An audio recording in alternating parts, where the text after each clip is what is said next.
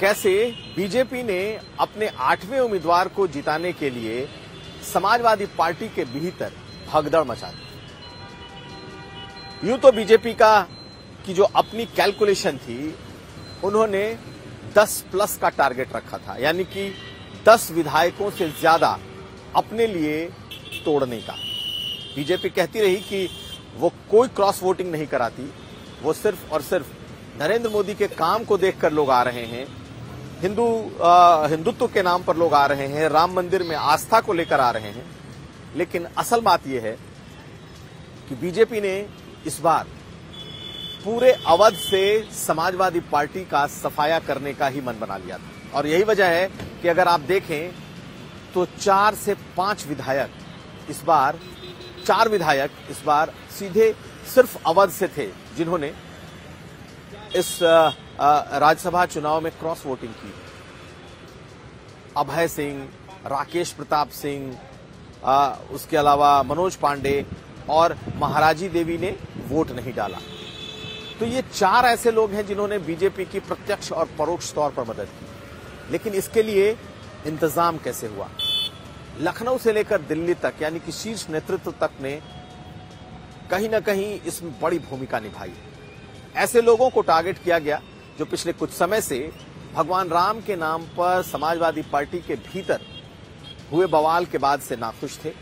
जिस तरीके से स्वामी प्रसाद मौर्य ने रामचरितमानस, भगवान राम, हिंदुत्व और राम मंदिर को लेकर एक बयानों की झड़ी लगा रखी थी, इससे कई विधायक अनकंफर्टेबल थे। खास करके ठाकुर और ब्राह्मण विधायकों में इसे लेकर एक बेचैनी सी थी और बीजेपी इसे महसूस कर रही थी।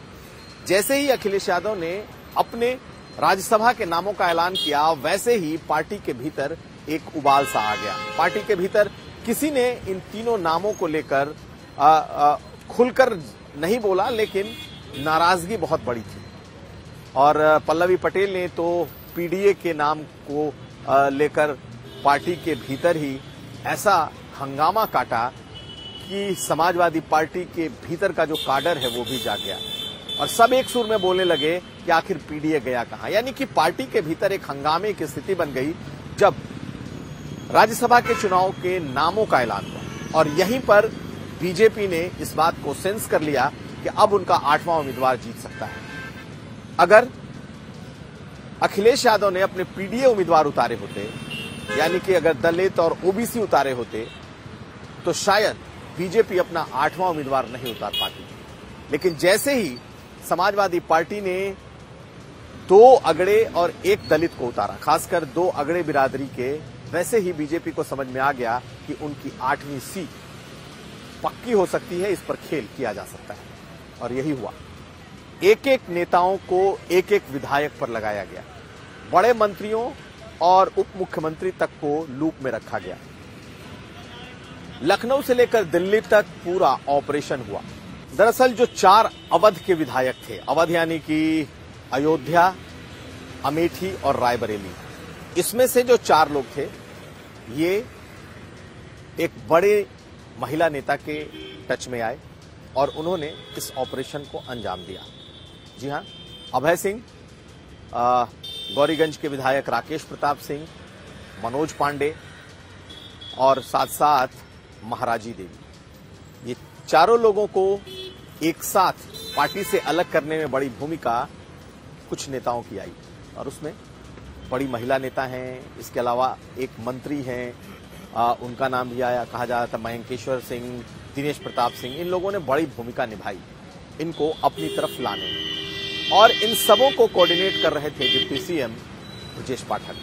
लखनऊ से लेकर दिल्ली तक बात हुई, जो टर्म्स एंड कंडीशन हैं वो भी तय हुए और उसके बाद इन लोगों ने अपनी लॉयल्टी शिफ्ट की। दूसरी तरफ कई और नेता थे, पूजा पाल, आशुतोष मौर्य, ओबीसी बिरादरी के ये वो नेता थे जिन्हें कहीं ना कहीं केशव प्रसाद मौर्य का करीबी माना गया। इसके अलावा 2-3 और नेता थे ओबीसी के जो टच में थे, जो लगभग स्विच करने को तैयार थे, लेकिन आखिरी वक्त में उन्होंने अपना मन बदल लिया था। तो कुल मिलाकर बीजेपी की तैयारी 10 लोगों की थी, लेकिन 7 लोगों को क्रॉस वोटिंग कराने में बीजेपी सफल रही और ये पूरा ऑपरेशन लखनऊ से लेकर दिल्ली तक इसे अंजाम दिया गया। अखिलेश यादव ने तो कई बार कहा कि किस तरीके से उनके विधायकों को तोड़ा गया है ये किसी से छुपा नहीं है, लेकिन सियासत में इस तरीके के ऑपरेशन होते हैं और अपने लोगों को जिताने के लिए